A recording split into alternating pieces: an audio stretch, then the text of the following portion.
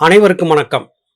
நாம் திருமூலநாயனார் பாடியருளிய திருமந்திரத்திலே 7ஆம் தந்திரத்திலே அமைந்த இனிமையான ஞானப்பாடல்களை பார்த்து கொண்டிருக்கிறோம். சுத்த ஞானம் வாய்க்க வேண்டும் என்றால் புலன்கள் சார்ந்த இந்த உலக மாயையிலிருந்து நாம் விடுபட வேண்டும். தலைக்குள்ளேதான் எல்லாம் இருக்கிறது. என்சான் உடலுக்கு சிரசே பிரதானம் என்றே சித்தர்கள் குறிப்பிட்டார்கள். தலைக்குள்ளே இருக்கக்கூடிய சீவன் என்கிற ஒன்று நிலைப்பதற்கும் மேன்மை பெறுவதற்கும் தேவையான காரணங்கள் நடப்பதற்கான கருவிகளே தலைக்கு கீழே இருக்கக்கூடிய உடல் பகுதி. கீழே இருக்கும் உடற்பகுதி என்கிற தொழிற்சாலையிலே தயாரிக்கப்படக்கூடிய மகத்துவமான ஆற்றலே தலைக்குள்ளே இருக்கும் சீவனுக்கு செலுத்தப்படுகிறது. சீவனே கீழே இருக்கும் தொழிற்சாலைக்கு தேவையான மின்சாரத்தை கொடுக்கிறது. அந்த மின்சாரத்தின் மூலமாக பெறப்பட்ட தத்துவங்கள் சீவனை மேன்மைப்படுத்த மேலே எழுப்பி தரப்படுகின்றன. தலைக்குள்ளே இருக்கும் ஈசனை வணங்கும் வித்தையை புரிந்து கொண்டவன் நிச்சயமாக பிறப்பு இறப்பு என்கிற இந்த மாயச் சுழலிலே இருந்து தன்னை விடுவித்துக் கொள்வான் என்பதே இங்கே திருமூலர் சொல்லக்கூடிய கருத்தாக இருக்கும் பாடல்களிலே வர இருக்கிறது. சான் ஆகத்துள்ளே அழுந்திய மாணிக்கம் காணும் அளவும் கருத்தறிவார் இல்லை, பேணிக் பெருக்கி பெருக்கி நினைவோர்க்கு மாணிக்க மாலை மனம் புகுந்தானே.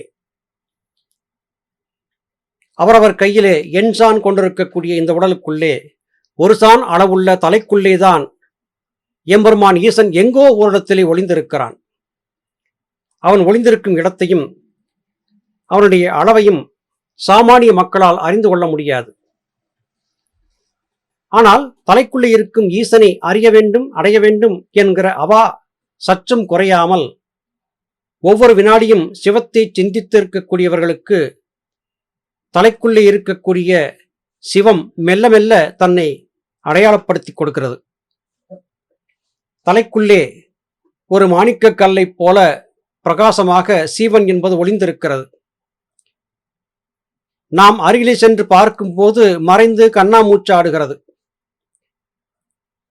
எப்படி ஆகாய வழியிலே தூரத்திலே தெரியக்கூடிய நட்சத்திரம் மின்மினி பூச்சி போல மின்னிக்கொண்டே இருக்கிறது, அதுபோல நமது தலைக்குள்ளே இருக்கும் சீவன் என்கிற சிவன் மின்னிக்கொண்டே இருக்கிறது. அதன் நிறம் மாணிக்கத்திற்கு ஒப்பாக இருக்கிறது. இந்த மாணிக்கத்திலிருந்து வெளிப்பட்டு வரக்கூடிய ஒளி கீற்றுக்கள் ஒரு மாலையை போல வழிகின்றன. அந்த மாலையிலே 72,000 சரடுகள் இருக்கின்றன. 72,000 சரடுகளை கொண்டிருக்கக்கூடிய அந்த மாணிக்க மாலையின் ஒளிக்கீற்று உடல் முழுவதையும் பிரகாசப்படுத்தி கொண்டிருக்கிறது. தலைக்குள்ளே இருக்கும் சிவம் என்கிற மாணிக்கத்தின் ஒளிக்கீற்றே உடல் முழுவதற்கும் தேவையான இயக்க சக்தியை கொடுத்து கொண்டிருக்கிறது. இந்த உண்மையின் தத்துவத்தை புரிந்து கொண்டு தன்னை பற்றிய சிந்தனையை பெருக்கி பெருக்கி பெருக்கி புலன்கள் சார்ந்த சிந்தனையை குறுக்கி குறுக்கி குறுக்கி ஒருவன் சிவத்தை அறிந்து கொள்ள வேண்டும் என்பதே கருத்தாகிறது. பெருந்தன்மை நந்தி பிணங்கு இருள் நேமி எரும் தன்மையாலும் என் நெஞ்சு இடம் கொள்ள வரும் தன்மையாமே வானவர் தேவர் தகும் தன்மையானை தாங்கி நின்றாரே.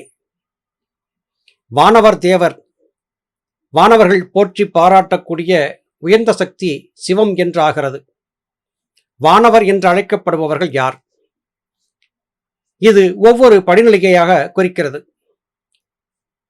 நம்மை போன்ற சாமானிய மனிதர்கள் முதல் வகுப்புக்கு முன்பு இருக்கும் மழலையர் வகுப்பில் இருப்பவர்களைப் போல இருக்கிறோம். தேவர்கள் என்று அழைக்கப்படக்கூடியவர்கள் முதுகலை பட்டத்தையும் தாண்டி உயர்வான முனைவர் பட்டத்தையும் தாண்டி இன்னும் இன்னும் மேலே மேலே இருக்கும் பட்டங்களை பெற்று உயர்ந்த நிலையிலே இருப்பவர்கள். ஆனால் அவர்களுக்கும் மேலே ஒரு சக்தி இருக்கிறது. அந்த சக்திதான் சிவம் என்று அழைக்கப்படுகிறது. நம்மை காட்டிலும் மேன்மையான கல்வியை கற்று நமக்கு முன்னோடிகளாக இருப்பவர்கள் நம்மை விட ஆத்ம பிரகாசத்தை அதிகரித்து ஆகாயத்திலே சஞ்சரித்திருப்பவர்கள் தேவர்கள் என்று அழைக்கப்படுகிறார்கள். அந்த தேவர்களும் தொழக்கூடிய மிக உயர்ந்த நிலையிலே எம்பெருமான் ஈசன் இருக்கிறார்.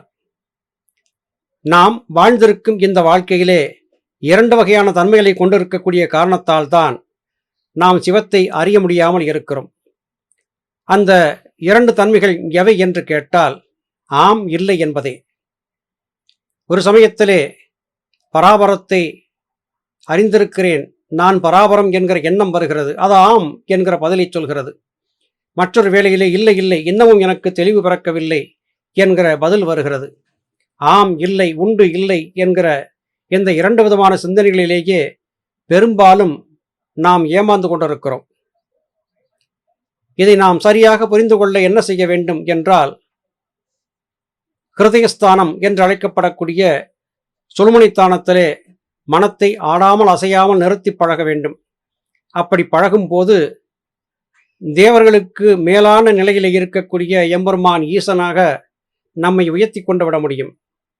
ஆத்ம ஜோதியின் பிரகாசத்தை அதிகரிப்பதுதான் நமக்கு முன்னே இப்போது இருக்கக்கூடிய ஒரே ஒரு செயல். யோகிகள் இடைவிடாமல் செய்யக்கூடிய யோக பயிற்சியின் மூலமாக தன் தலைக்குள்ளே இருக்கும் சீவனின் பிரகாசத்தை அதிகரித்து கொண்டே இருக்கிறார்கள். சீவன் தலைக்குள்ளே மறைந்திருக்கிற காரணத்தால் அதன் பிரகாசம் அதிகரித்திருப்பதின் தத்துவத்தை நம்மால் புரிந்து கொள்ள முடியவில்லை. நாம் நம்பினாலும் நம்பாவிட்டாலும், அறிந்தாலும் அறியாவிட்டாலும், யோக பயிற்சியின் மூலமாக தலைக்குள்ளே இருக்கக்கூடிய சீவனின் பிரகாசம் அதிகரித்துத்தான் இருக்கிறது என்பதுதான் உண்மை. சமய மல சுத்தி தன் செயல் அற்றிடும், அமையும் சிசேடமும் ஆன மந்திர சுத்தி, சமய நிர்வாணம் காலா சுத்தி ஆகும், அமை மண்ணு ஞானம் ஆனார்க்கு அபிடேகமே. எம்பெருமான் ஈசனை தூய நன்னீரால் அபிடேகித்து வழிபட வேண்டும். இது எந்த நன்னீர்? கங்கையா, காவிரியா, யமுனையா, கோதாவரியா, துங்கபத்திரையா, காவிரியா, வைகையா, பொருணையா? எதை சொல்லுகிறோம்? எந்த தண்ணீரை கொண்டு அபிஷேகம் செய்தால் எம்பெருமான் ஈசன் ஆனந்தம் கொள்வார்? இந்த நீர்களை எல்லாம் புறத்திலே தேடிக்கொண்டிருந்தால் நீங்கள் ஏமாந்து போவீர்கள். சமயங்கள் நம்மை ஏமாற்றிக் கொண்டிருக்கின்றன. நாம் செய்யக்கூடிய சமய வழிபாடுகள் மூலமாக உண்மையான ஈஸ்வர தத்துவத்தை நம்மால் அறிய முடியாது. அதை அடையக்கூடியது நாம் கற்று வைத்திருக்கக்கூடிய ஏதேதோ வார்த்தைகளை கொண்டு உருவாக்கப்பட்ட மந்திரங்களால் அல்ல. இந்த சமயங்கள் சார்ந்திருக்கக்கூடிய நம்முடைய மனத்தை அங்கிருந்து பிரித்தெடுக்க வேண்டும்.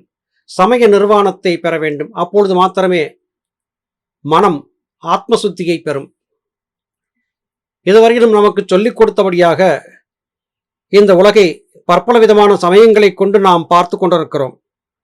ஆமாம், சமயங்கள் எல்லாமே நாம் புரிந்திருப்பதைப் போல நமக்கு நன்மை செய்வதற்கு மாறாக தீமை செய்து கொண்டிருக்கின்றன. மந்திர சுத்தி, அதன் மூலமாக நீங்கள் மனத்தை கட்டுப்படுத்த முடியாது. சமய நிர்வாணத்தை பெற வேண்டும். இதுவரையிலும் நீங்கள் பார்த்திருந்த இந்த உலக வழிபாட்டிலிருந்து உங்களை விலக்கி வெளிப்பட்டு வர வேண்டும். உண்மையான தூய ஞானத்தை அடைய வேண்டும் என்றால் மனதை சிவத்தை நோக்கி திருப்ப வேண்டும். அவத்தையிலே உழன்று கொண்டிருக்கக்கூடிய மனத்தை சிவத்தை நோக்கி திருப்பினால் மாத்திரமே சித்தியை பெற முடியும் என்பதே இத்திருப்பாடலின் திரண்ட கருத்தாக நாம் புரிய வேண்டும். ஊழிதோர் ஊழி உணர்ந்தவர்க்கல்லாது ஊழில் உயிரை உணரவும் தான் ஒட்டா, ஆழி அயரும் அரியயன் என்றுளோர் ஊழி கடந்தும் ஓர் உச்சி உளானே. விஷ்ணுவை பற்றி சொல்லும் போது அது திருப்பார்கடலிலே பள்ளி கொண்டிருக்கும் ஒரு உருவம் என்று சொல்லப்படுகிறது. அப்படி திருப்பார்கடலிலே பள்ளி கொண்டிருக்கக்கூடிய விஷ்ணு என்கிற உருவத்திலே இருந்து, அவருடைய கொப்பூலிலே இருந்து ஒரு தாமரை வெளிப்பட்டு வந்தது. அந்த தாமரையிலேதான் பிரம்மா என்பவர் இருந்தார். இந்த இருவரும் தான் இந்த உலகத்தை படைக்கவும் காக்கவும் கூடிய காரியத்தை செய்து கொண்டிருக்கிறார்கள். ஆனால் சிவன் மோசமானவர், அவர் அழிக்கும் காரியத்தை செய்கிறார் என்றெல்லாம் சமயங்களிலே தவறாக நாம் புரிந்திருக்கிறோம். இப்படி அடிப்படை புரிதல் இல்லாமல் திரும்ப திரும்ப உடல்களை எடுத்து எத்தனையோ ஊழி என்கிற பிரளயங்களை சந்தித்து வந்திருக்கிறோம். அப்படி இருந்தும் இன்னமும் நமக்கு உண்மையின் தத்துவம் புரிந்தபாடில்லை. இந்த மனிதர்கள் உண்மையை புரிந்து கொள்ளாமல் பொய்யையும் பொய்யால் உருவாக்கப்பட்ட மாயையும் உண்மை என்று கருதியே பயணித்துக் கொண்டிருக்கிறார்கள். இது காரணமாகவே அவர்களால் தூய சிவத்தை காண முடியவில்லை. ஆழியிலே கண்ணை இருந்திருக்கும் அரி மற்றும் அவரிடமிருந்து வெளிப்பட்டு வந்த அயன் என்பவர்கள் இந்த உலகத்தை படைத்தும் காத்தும் கூடிய காரியத்தை செய்யவில்லை. உங்களுடைய மனமே விஷ்ணு, மனதின் வெளிப்பாடாக இருக்கக்கூடிய அகங்காரமே பிரம்மா. இந்த இரண்டும் விருத்தியான போதுதான் உலகம் சிருஷ்டிக்கப்பட்டது. ஆனாலும் கூட ஆழியிலே அயர்ந்து உறங்கிக் கொண்டிருப்பதைப் போல மனம் கூட ஏதேதோ கற்பனைகளிலே கனவு கண்டபடியாகவே இருக்கிறது. மனம் காணும் கனவு, சீவன் காணும் கனவு, இவைகளை நீங்க வேண்டும். மனம் கனவை நீங்கினால் மூலாதாரம் சுவாதிஷ்டானம் என்கிற நிலைகள் ஏற்பட ஆரம்பிக்கும். பிரளயம் என்பது ஏற்பட போகிறது. அது உலகம் அழியும் போது ஏற்படக்கூடியதா என்றால் இல்லை. ஒவ்வொருவரும் தான் பெற்றிருந்த இந்த உடலை உதிர்த்துவிட்டு மரணத்தை சந்திக்கப் போகிறார்கள். மரணம் என்பது ஒரு பிரளயத்திற்கு ஒப்பாகும். நம்முடைய கூட்டுக்குள்ளே இதுவரையிலும் குடியிருந்து கொண்டிருந்த உயிர்க்குருவி கூட்டை விட்டு நீங்கி பறக்கக்கூடிய நாள் வெகு தொலைவில் இல்லை, மிக அருகாமையிலே இருக்கிறது. உயிர்க்குருவி கூட்டை விட்டு பறப்பதற்கு முன்பதாக உண்மையான சிவம் எது, விஷ்ணு எது, பிரம்மா எது என்பதை புரிந்து சித்தர் பெருமக்கள் காட்டிக் கொடுத்தபடியாக தூய ஞானத்தை பெற்று பயணிக்க வேண்டும். அதுவே இந்த பிறவியை நாம் பெற்றதற்கு நாம் அடைய வேண்டிய இலக்கு என்று திருமூலர் குறிப்பிடுகிறார். நல்லது சகோதர சகோதரிகளே, மீண்டும் அடுத்த பதிவிலே உங்களை சந்திக்கிறேன். அதுவரையிலும் நன்றி, வணக்கம்.